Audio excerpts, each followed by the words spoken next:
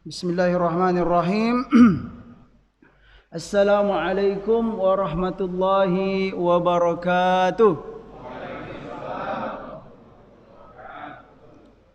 Alhamdulillahi rabbil alamin.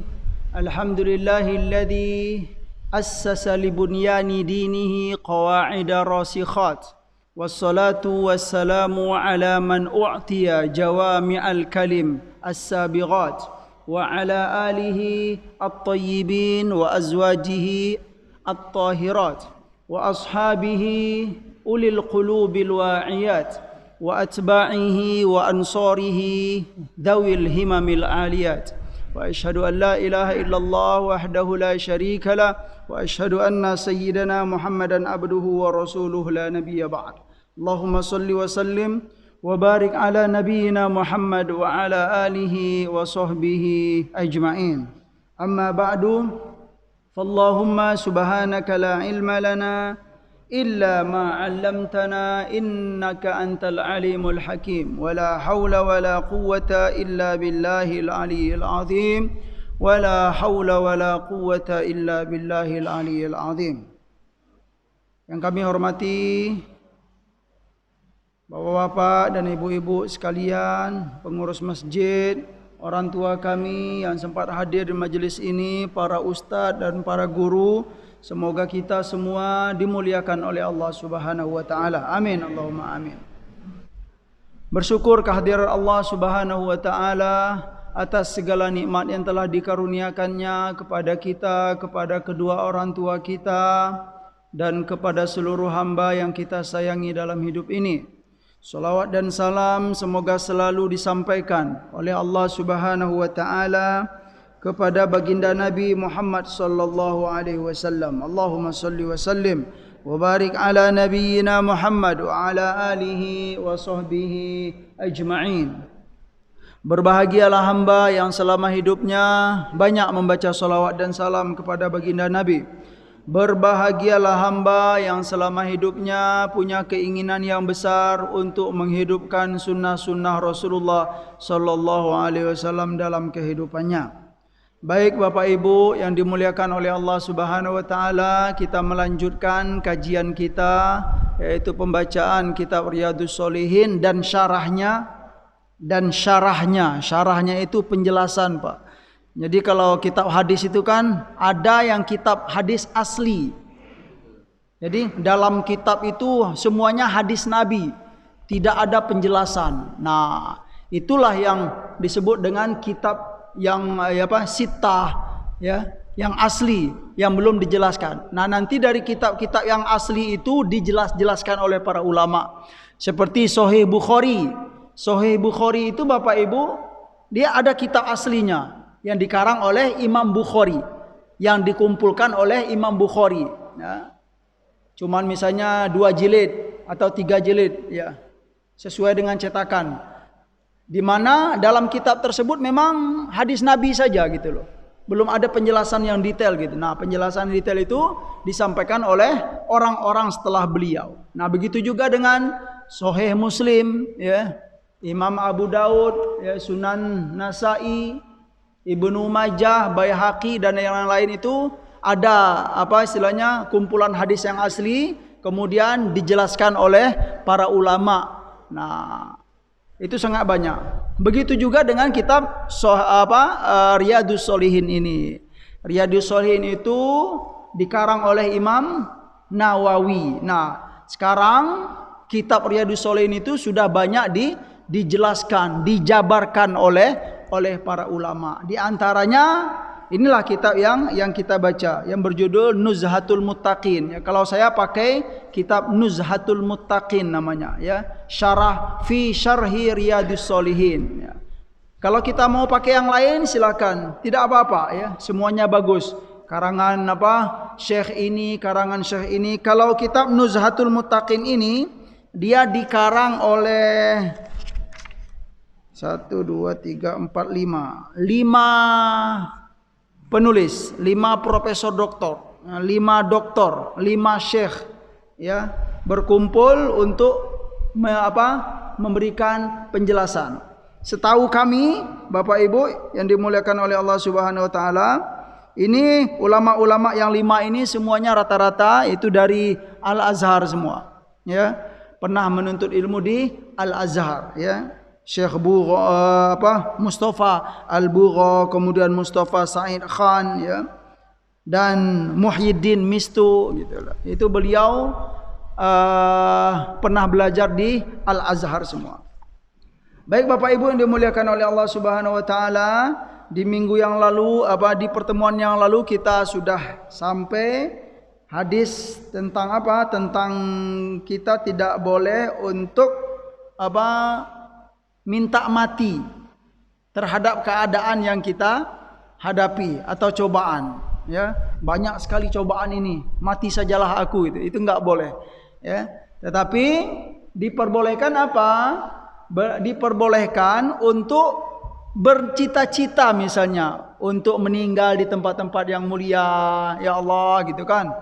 Ya, kalau bisa meninggal di tanah haram misalnya, meninggal di Mekah, meninggal di Madinah, atau meninggal sedang sujud, atau meninggal dalam masjid, ya. Pokoknya punya niat yang baik, ya, punya cita-cita yang baik. Tapi bukan karena Pak? Bukan karena susahnya hidup, tidak. Atau beratnya cobaan, itu tidak boleh. Nah, itu bahasannya. Dalam hadis itu Rasul menyampaikan sebaiknya, ya, kita jangan minta mati karena cobaan yang kita hadapi, tetapi kata Nabi falyaqul, sebaiknya seorang hamba itu berdoa kepada Allah, Allahumma ahyini ma kanatil hayatu khairan li wa tawaffani idza kanatil wafatu khairan li. Ya, sebaiknya kita berdoa kepada Allah, ya Allah, hidupkanlah hamba selagi hidup itu baik bagi hamba, dan wafatkanlah hamba, ya Allah, jika memang wafat itu baik bagi hamba. Ini mirip sekali dengan doa Nabi. Doa ini biasanya dicantumkan Bapak Ibu di akhir mushaf. Itu doa termasuk doa untuk khatam Quran. Waj'alil hayata ziyadatan li fi kulli khair waj'alil mauta rahatan li min kulli syarr. Atau pakai kalimat lana, waj'alil hayata ziyadatan lana fi kulli khair waj'alil mauta rahatan lana min kulli syarr. Ini mirip, ya, doanya itu, ya. Biasanya kalau Al-Qur'an yang cetakan Timur Tengah, di akhirnya itu doa khatam Qur'annya ada itu. Yang artinya apa? Ya Allah, jadikanlah hidup ini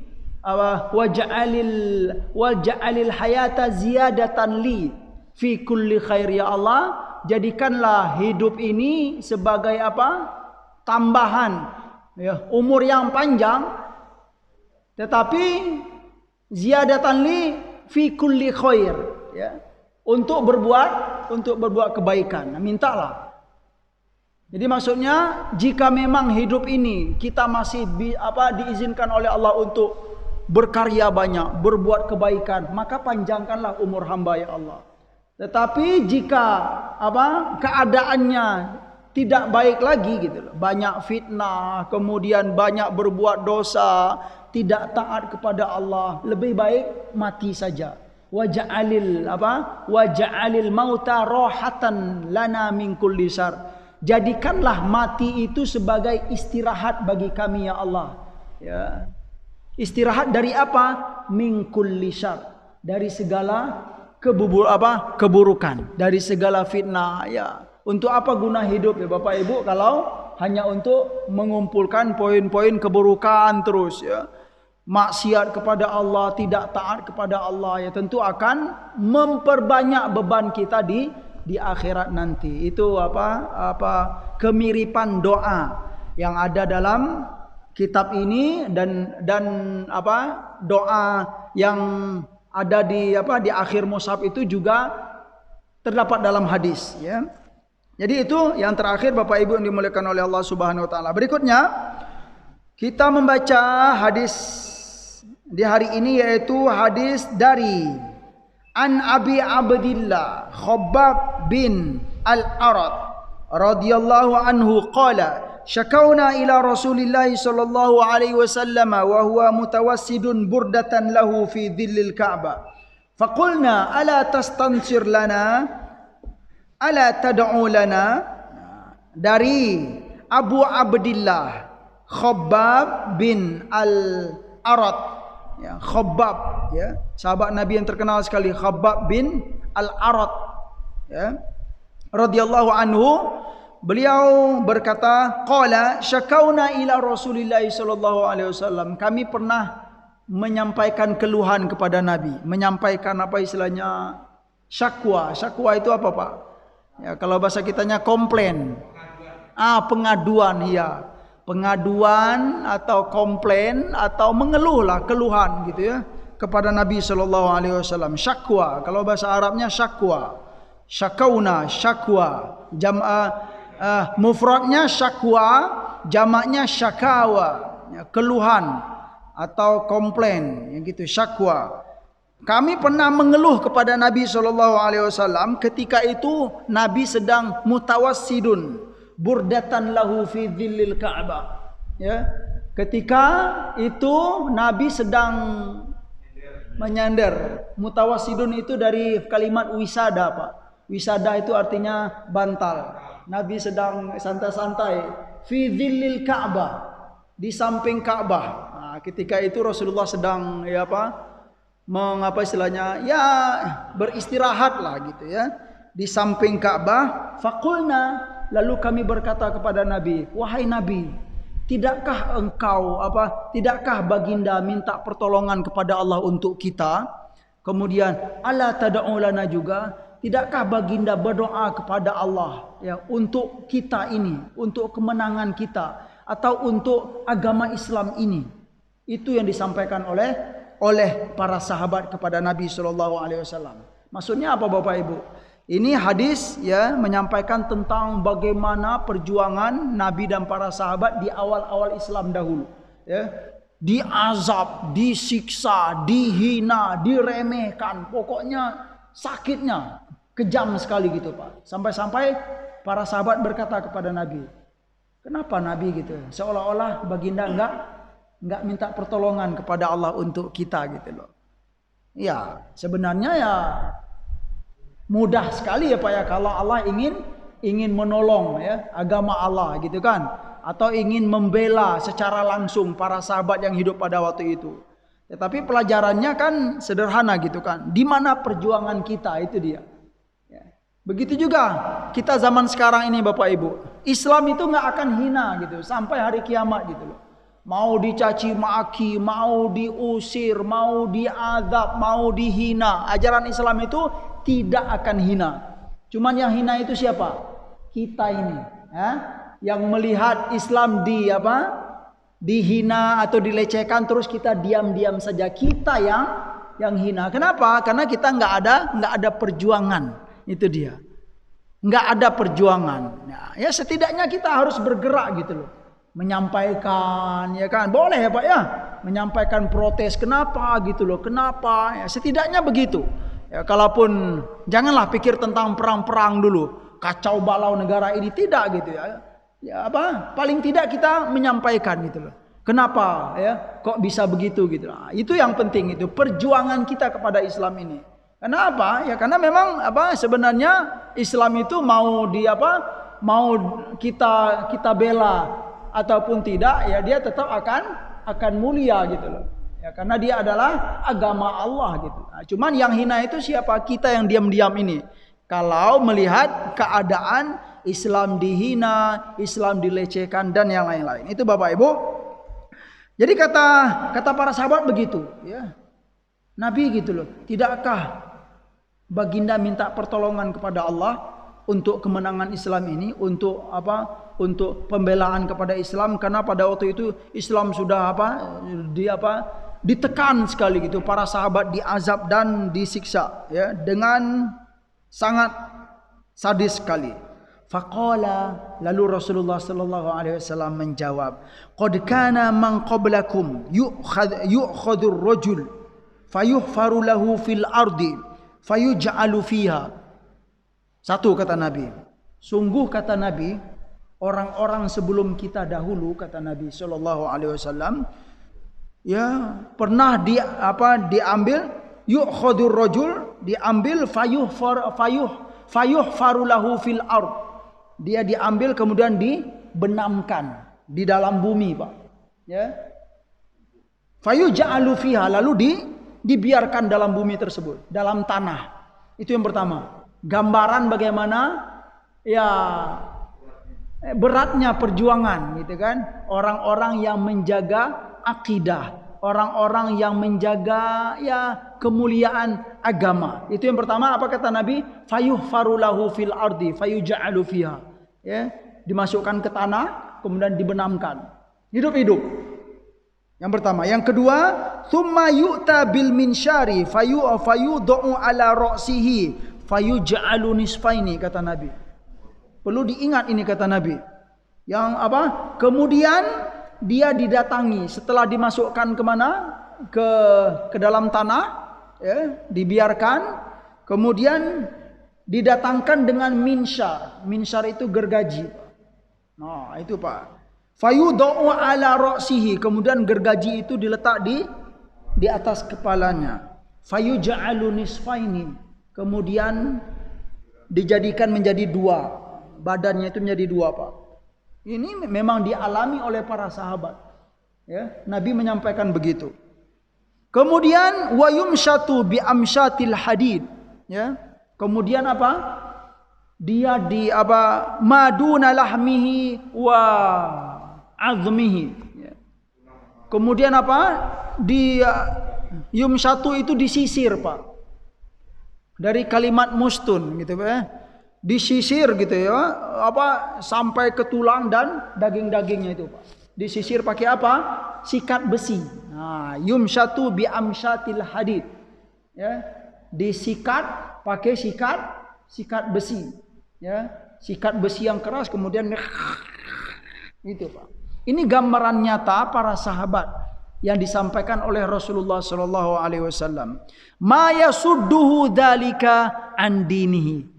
Sekalipun begitu keadaannya, ya, ataupun maknanya adalah itu semua mereka hadapi, mereka terima dengan ridho apa?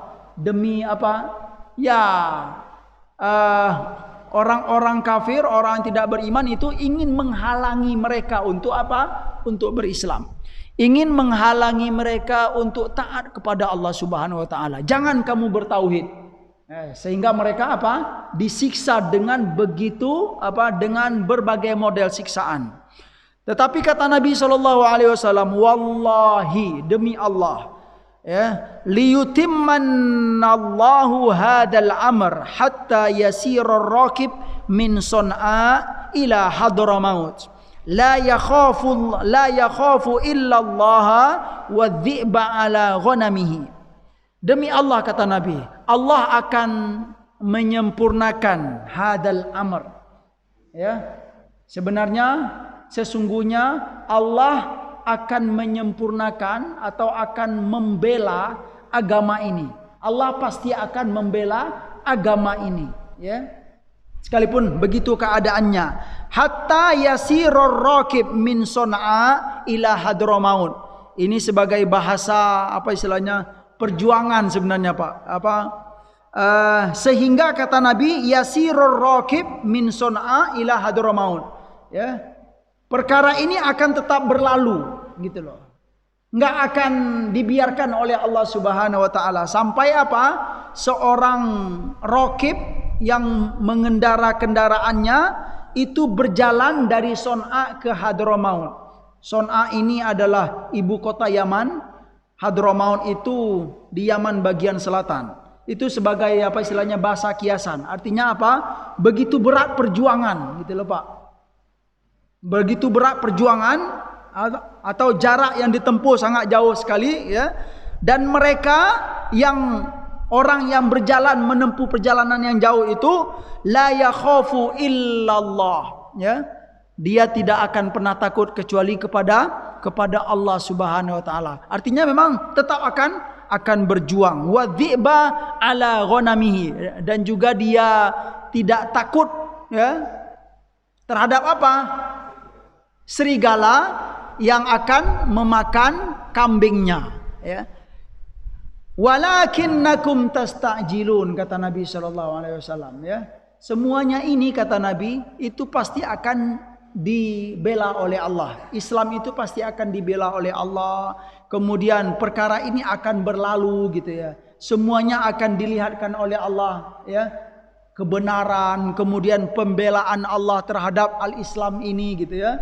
Dan juga ya termasuk juga maknanya apa? Tentang bahwa Islam itu sekalipun dia ditekan, dia pasti akan tersebar luas kemana-mana. Itu dia maknanya, Pak. Di antara maknanya, ya, apa hatta yasirur raqib min son'a ila hadramaut itu. Sekalipun ditahan, nggak boleh apa Islam itu berkembang sampai keluar Mekah gitu. Tetapi wallahi, kata Nabi, ya, Allah pasti akan menyempurnakan agama ini. Nah, sekarang terbukti nggak, Pak? Terbukti sekali. Apa kata Nabi kita Shallallahu Alaihi Wasallam? Ternyata Islam itu bukan hanya di Mekah saja, ya kan? Bukan hanya di Madinah saja. Oh, bukan hanya di Jazirah Arab saja. Sampai keluar Jazirah Arab, sampai ke Afrika, sampai ke Eropa sana, ya kan? Sampai ke Asia, sampai ke atas sana gitu, ke Rusia sana. Sampai ke kita yang ada di sini, sampai ke Australia, sampai ke seluruh benua, sampai ke seluruh bumi yang ada di dunia ini, sampailah Islam, ya. Itu ya kalau kita lihat keyakinan Nabi Shallallahu Alaihi Wasallam, sampai Nabi bersumpah, wallahi, kata Nabi, ya, sesungguhnya Allah akan menyempurnakan agama ini sekalipun dia ditekan. Subhanallah. Tetapi walakinnakum tasta'jilun, kata Nabi. Ya, cuman kalian saja yang tergesa-gesa. Tergesa-gesa akan apa, Pak? Akan pertolongan Allah gitu. Ya, para sahabat maklum lah, Pak, ya. Keimanan para sahabat atau keyakinan para sahabat dengan Rasulullah ya tentulah tidak sama gitu loh. Tapi Nabi memberi nasihat, walakinnakum tasta'jilun, ya. Ya, tetapi kalian itu tergesa-gesa akan apa? Terhadap menunggu pertolongan dari Allah Subhanahu wa taala. Baik. Min Son'a ila Hadramaut, ya sedikit ya, subhanallah. Son'a itu adalah ibu kotanya Yaman, ya, subhanallah. Ya, dan Hadramaut itu Yaman bagian selatan. Di sebagian penjelasan gitu. Memang jauh jaraknya, Pak, kalau kita lihat di peta gitu kan. Ada yang mengatakan dari Son'a ke Hadramaut itu sekitar 5 hari lebih gitu loh. Kalau berjalan pakai pakai onta dan lain-lain, atau beberapa lah gitu loh. Pokoknya sangat jauh sekali jaraknya. Son'a ini adalah ibu kota Yaman, kemudian Hadramaut itu Yaman bagian selatan. Kalau kita lihat Yaman ini, Bapak Ibu, dia masih menjaga sekali ketradisionalan bangsa Arab itu sampai saat sekarang gitu ya. Kami alhamdulillah pernah main ke Son'a ini gitu ya. Selama 3 hari lah jalan-jalan di kota Son'a pada waktu itu ya. Pernah melihat, memang betul sekali, sekalipun dia ibu kota gitu ya, nggak akan sama dengan Jakarta di kita atau kayak Singapura. Jarang saya nggak pernah melihat gitu Pak, gedung-gedung yang apa istilahnya yang modern sekarang. Gedungnya gedung kuno gitu, rumah-rumah kuno itu masih terjaga. Orang di sana pakai apa? Pakai sarung. Nah, pakai sarung. Kayak Abu Yaman. Iya, Abu Yaman ya Pak Haji. Iya betul. Ya, pakai sarung. Di ibu kota itu pakai sarung. Kemana-mana pakai sarung, kemudian pakai jas. Kemudian menjadi kebanggaan mereka itu orang Yaman. Setiap laki-laki itu naruh pedang di sini, Pak. Naruh pedang. Iya, begitu. Masih ada zaman sekarang begitu ya. Kalau kita lihat kok pakai setiap orang pakai pedang gitu di sini, Pak. Kemudian pakai sarung, kemudian pakai jas. Itu jadi kebanggaan. Jadi jangan dianggap pakai pedang itu mau bunuh, enggak gitu. Ya Pak ya. Dia bukan untuk bunuh, jadi untuk apa? Itulah kebanggaan laki-laki gitu, taruh pedang. Bagaimana ke masjid pakai pedang di sini, kemudian ke pasar pakai pedang, itu di Yaman. Yaman subhanallah, kalau kita lihat dalam sejarah, Yaman itu memang diakui tentang kearabannya, Pak. Jadi dalam sejarah asal orang Arab itu memang dari Yaman, tidak dipungkiri. Ya. Asal Arab itu bukan dari Mesir, bukan dari Syria, tidak. Orang Syria, orang Mesir, orang Maroko, orang Aljazair itu bangsa yang diarabkan. Nah, itu dia bangsa yang diarabkan. Apa? Bangsa Arab yang diarabkan. Yang mana mereka dahulu itu bukan orang Arab. Nah, itu dia. Tapi kalau yang asli Arab itu memang dari Yaman. Bahkan orang Mekah yang di Mekah di Madinah itu sebenarnya bukanlah asli Arab. Banyak yang datang dari luar juga di Mekah itu. Ya, termasuk juga orang-orang Yaman yang asli Arab itu mereka hijrah ke Mekah, tinggal di Mekah kemudian berkembanglah. Memang bangsa Yaman ini kalau kita lihat dalam hadis Nabi banyak dipuji-puji oleh Nabi Sallallahu Alaihi Wasallam. Oh, jangan dikira-kira Pak, memang iya Pak. Ya, dalam hadis Sahih kemudian sejarah pun juga mengakui tentang kelebihan orang Yaman. Orang Yaman itu hatinya halus, kemudian imannya kuat, dipuji oleh Rasulullah Sallallahu Alaihi Wasallam.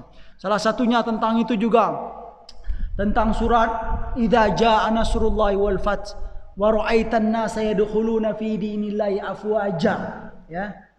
Dan apabila pertolongan Allah telah datang, kata Allah Subhanahu wa taala, wa ra'aitan nasa yadkhuluna fi dinillahi afwaja, dan kamu akan melihat orang-orang berbondong-bondong masuk ke agama Allah. Di antara maknanya, siapakah orang-orang yang berbondong-bondong masuk Islam dalam ayat itu?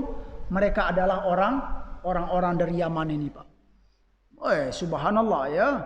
Kalau kita perhatikan memang ya, ini bukan apa istilahnya untuk bicara masalah rasis, tidak. Memang ini menjadi kelebihan. Nah, kelebihan yang perlu kita akui, setidaknya kita sebagai orang muslim yang mengaku sebagai umat Rasulullah Sallallahu Alaihi Wasallam, kita tahu bahwa Nabi kita pernah memuji-muji orang Yaman. Memang, ya subhanallah. Itu Pak yang ingin kita sampaikan ya, sebenarnya sangat banyak sekali bukti-bukti dalam sejarah. Kemudian para imam-imam yang dari Yaman, para ulama-ulama yang ada dari Yaman, yang asal-asal mereka dari Yaman, ya seperti apa? Ya, kalau kita lihat Ibnu Khaldun yang terkenal, beliau itu seorang mu'arikh, sejarawan. Kemudian beliau juga dinobatkan sebagai bapak ilmu sosial dunia. Ya, Ibnu Khaldun itu, orang Barat mengakui bahwa Ibnu Khaldun ini adalah bapaknya ilmu sosial.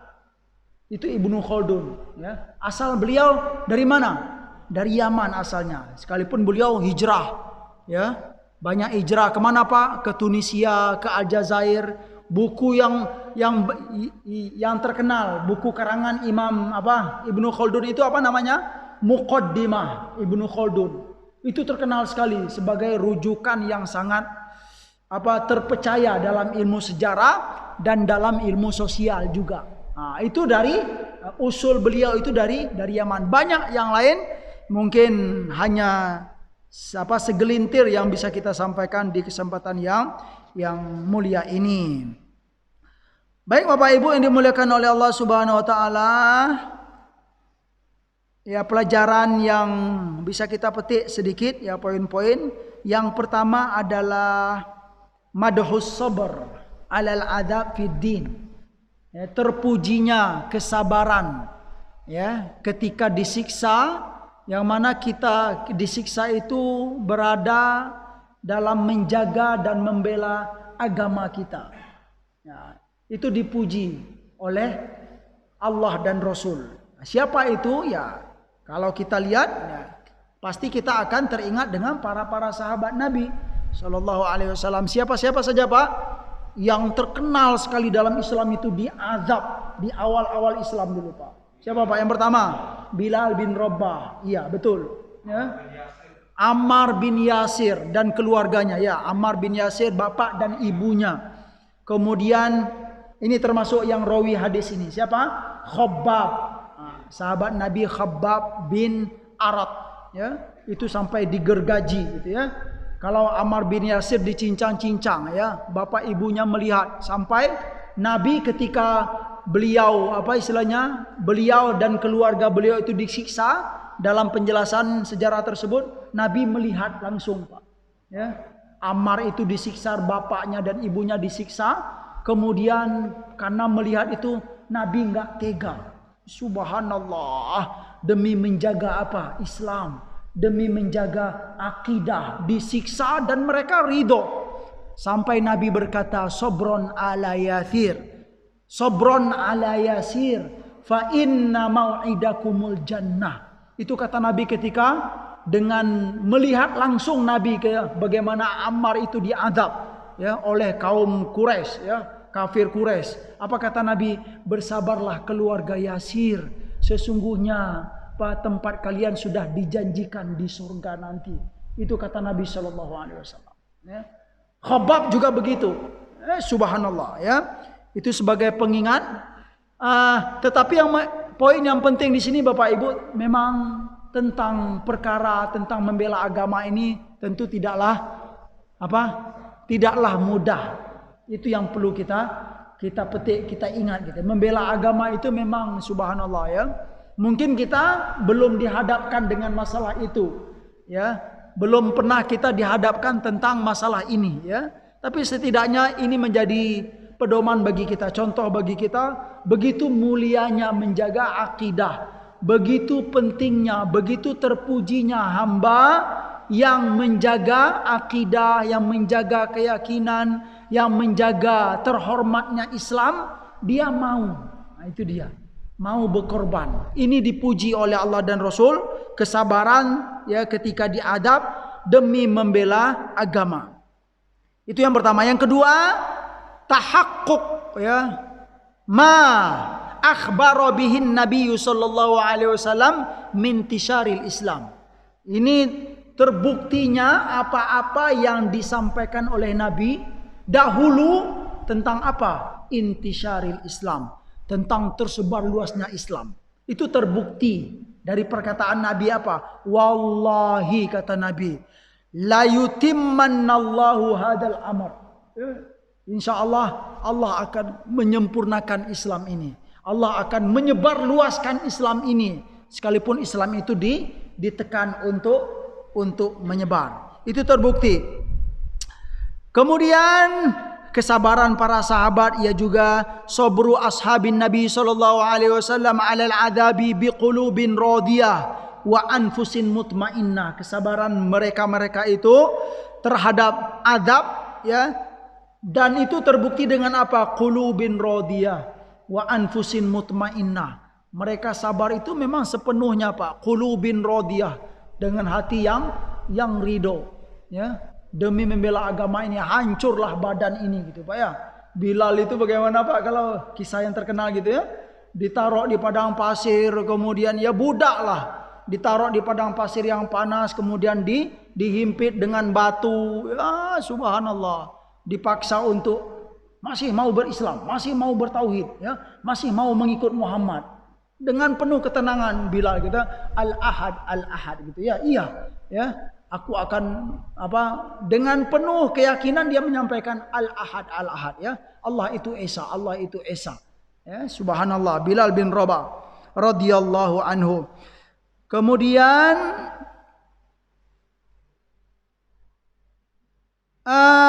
suri tauladan juga ya kepada orang-orang soleh ya, ketika beliau itu ya diuji oleh Allah Subhanahu wa taala dalam perkara agama ini, gitu dia.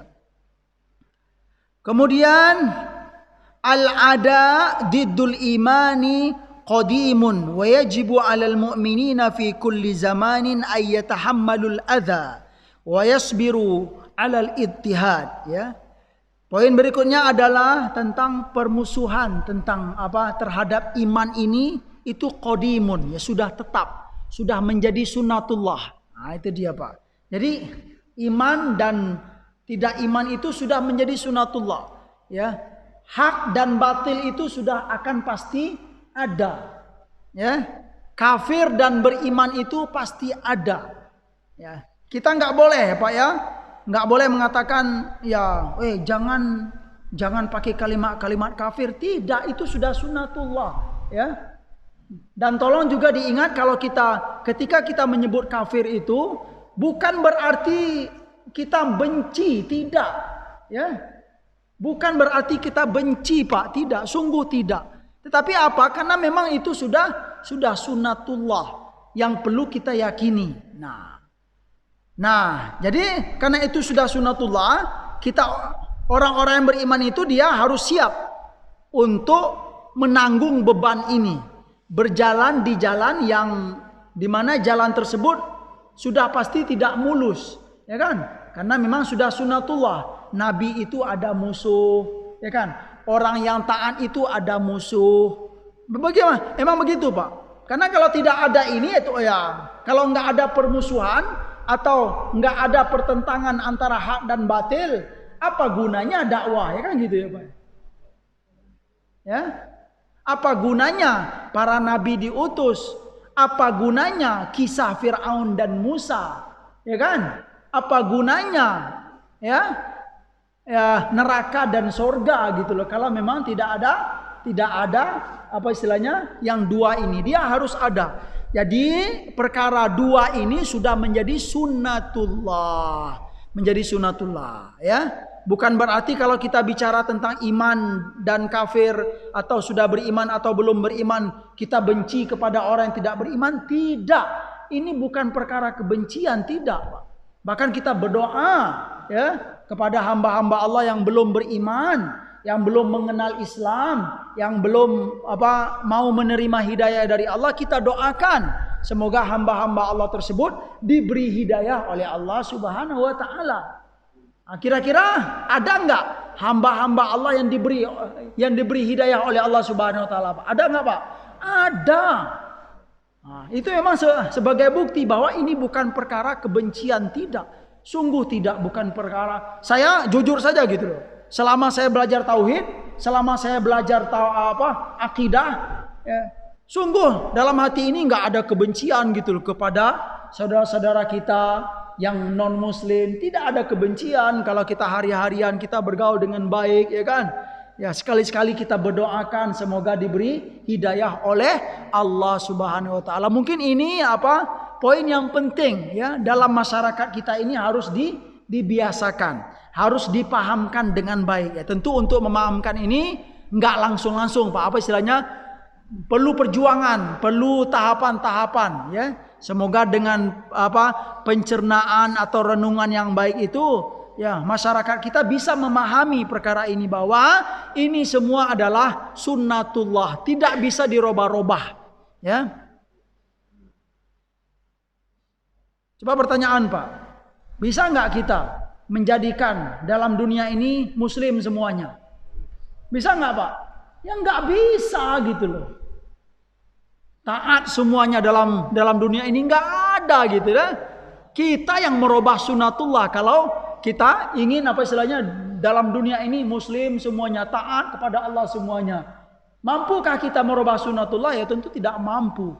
Jadi terbukti bahwa iman dan kafir, hak dan batil itu memang sunnatullah sampai hari kiamat nanti. Ya. Nah, tolong sekali lagi saat kita bicara tentang hak dan batil ini, iman dan kekufuran, ya, itu bukanlah perkara kebencian, tidak. Sungguh tidak perkara kebencian. Nah, itu Bapak Ibu yang dimuliakan oleh Allah Subhanahu wa taala. Baik. Hadis berikutnya. Sudah habis, Pak? Dikit lagi ya. Oke.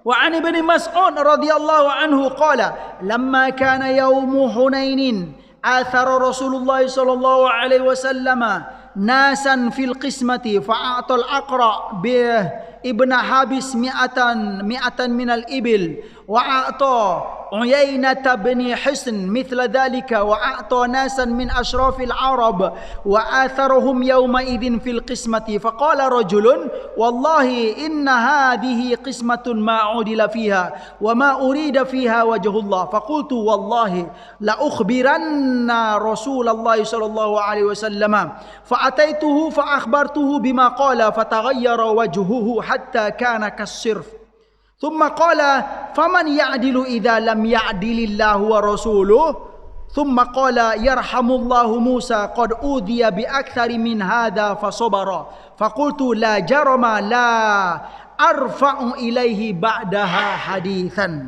Itu teks hadisnya ya, perlu kita baca sekilas Pak ya. Hadisnya muttafaqun alaih ya.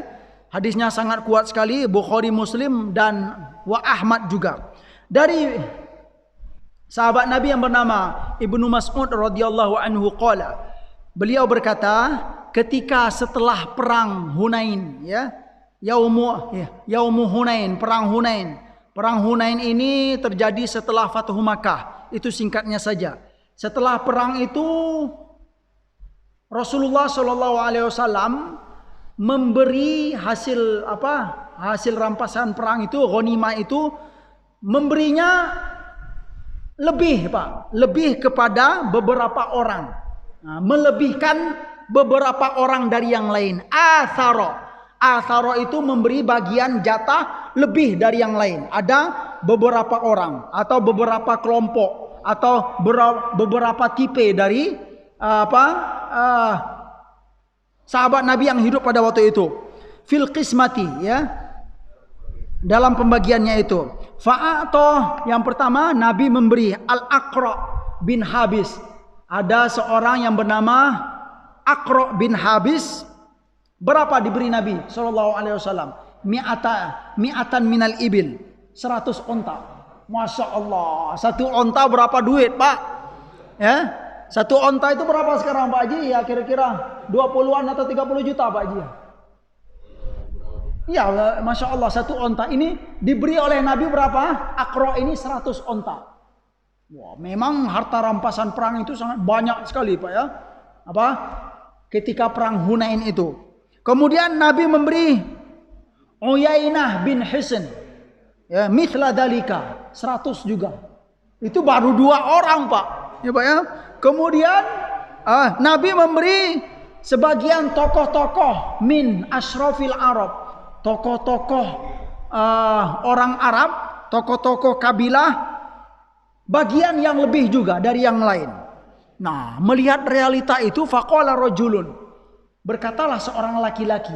Dalam riwayat lain dikatakan rajulun min ansor. Ya, berkatalah seorang laki-laki, ya wallahi, demi Allah, kata orang laki-laki itu, ini bagian ini nggak ada keadilan. Nah, itu loh Pak. Ini nggak adil ini. Tetapi ingat loh, siapa yang dibilangnya nggak adil? Nabi Shallallahu Alaihi Wasallam. Itu Nabi yang memberi gitu loh. Bukan siapa-siapa. Nabi yang memberi. Ya tentu ada hikmah. Kenapa Nabi melebihkan gitu loh? Ini 100 onta, ya kan? Ini yang lain kok cuma 5 atau berapa? Tapi yang dilihat itu memang yang 100 ini Pak. Banyak sekali diberi oleh Nabi Shallallahu Alaihi Wasallam. Sampai dia seorang laki-laki ini bersumpah, wallahi katanya, demi Allah ini enggak adil ini, ya. Atau ini pembagian ini tidak mengharap ridho Allah. Dia berkata begitu orang laki-laki ya. Wa ma urida fiha wajhullah. Kemudian Ibnu Mas'ud berkata, ya, ketika itu Ibnu Mas'ud mendengar laki-laki ini hadir di tempat itu. Apa kata Ibnu Mas'ud? Wallahi la ukhbiranna Rasulullah sallallahu alaihi wasallam. Demi Allah juga, aku akan kasih tahu Nabi apa yang kamu sampaikan itu. Gitu dia. Bilang Nabi nggak adil, itu dia Pak ya. Bahasanya bilang Nabi nggak adil. Ya. Kemudian kata Ibnu Mas'ud, fa'ataituhu fa akhbartuhu bima qala. Lalu aku datang kepada Nabi, kemudian aku sampaikan, ya, apa yang disampaikan. Wahai Nabi, ada seorang laki-laki berkata, apa yang baginda bagi ini nggak adil. Dan apa yang baginda bagi ini tidak mengharap ridho Allah. Bukan mengharap ridho Allah, tetapi mungkin maksudnya apa? Ya, melebih-lebihkan gitu loh Pak. Itu yang disampaikan oleh Ibnu Mas'ud kepada Nabi SAW.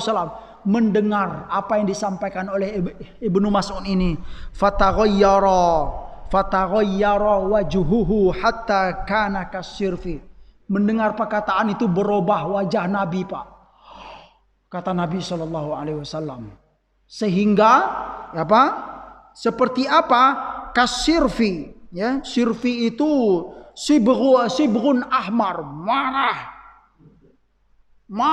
merah wajah Nabi, ya, ketika mendengar apa yang disampaikan oleh laki-laki itu. Tsumma qala, ya. Ketika setelah marah itu Nabi berkata, ya, Nabi berkata, "Faman ya'dilu idza lam ya'dalillahu wa rasuluhu."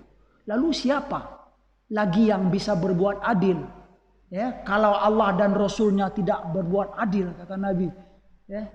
Nabi itu Rasul, apa yang dilakukan oleh Nabi itu sudah adil. Jangan kamu ngomong nggak adil.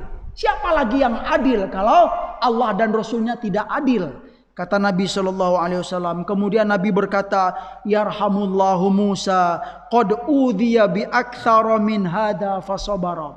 Semoga Allah merahmati Nabi Musa alaihissalam, yaitu ketika beliau disakiti oleh kaumnya lebih besar lagi, lebih berat lagi dari apa yang aku rasakan. Kemudian Musa itu bersabar, ya. Fakultu. Nah, jadi siapa yang berkata ini, Pak? Ibnu Mas'ud.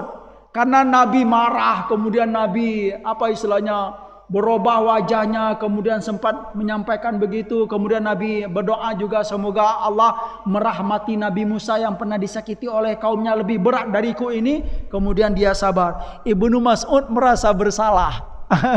Ibnu Mas'ud merasa bersalah menyampaikan berita ini, gitu loh. Fakultu, ya. Lalu beliau berkata, siapa beliau ini? Ibnu Mas'ud. La jaroma, la arfa'u ilaihi ba'daha hadisan. La jaroma itu haqqan. Sungguh, kata Ibnu Mas'ud, setelah ini aku enggak akan lagi menyampaikan perkara-perkara begini, gitu loh, kata Ibnu Mas'ud. Hadis ini diletakkan oleh Imam Nawawi tentang perkara sabar. Kira-kira letak sabarnya di sini apa, Pak? Seorang nabi, ya, pernah dikritik atau disampaikan oleh seseorang dengan statement yang memang ungkapan itu enggak layak disampaikan, gitu loh. Tapi realita, gitu loh. Tetapi Nabi SAW yang intinya adalah menerima apapun yang disampaikan oleh seseorang, baik itu tentang keadilan, tentang kritikan, bisa diterima oleh Nabi SAW. Dan itu sebagai bukti bahwa Nabi, ya, yang pertama dalam kitab ini disampaikan, yang pertama bahwa Nabi itu sama seperti manusia yang lain. Nabi itu pernah marah, Nabi itu pernah sedih, sama kayak kita, gitu loh. Dan tetapi Rasulullah SAW, dia sekalipun marah tentu sabar. Beliau ridho, beliau sangat kenal sekali bagaimana keadaan. Tentu orang yang menyampaikan ini tentu dia, ya, levelnya juga tidak samalah dengan seperti para sahabat yang lain. Yang jelas Rasulullah SAW merasa disakiti dengan perkataan tidak adil, ya, tidak mengharap ridho Allah, disakiti. Kemudian Rasulullah teringat kepada Nabi Musa alaihissalam dan beliau berdoa semoga Allah merahmati Nabi Musa alaihissalam ketika dia disakiti oleh kaumnya lebih berat dari apa yang aku rasakan ini. Lalu dia bersabar. Subhanallah. Hari ini 2 hadis saja, Pak, ya. Subhanallah. Ya, mungkin cukup dulu, ya, semoga ini bermanfaat. Pengen sih nambah 3 hadis lagi, cuman habis waktu kita. Semoga ini bermanfaat bagi kami. Ya, wassalamualaikum warahmatullahi wabarakatuh, Pak.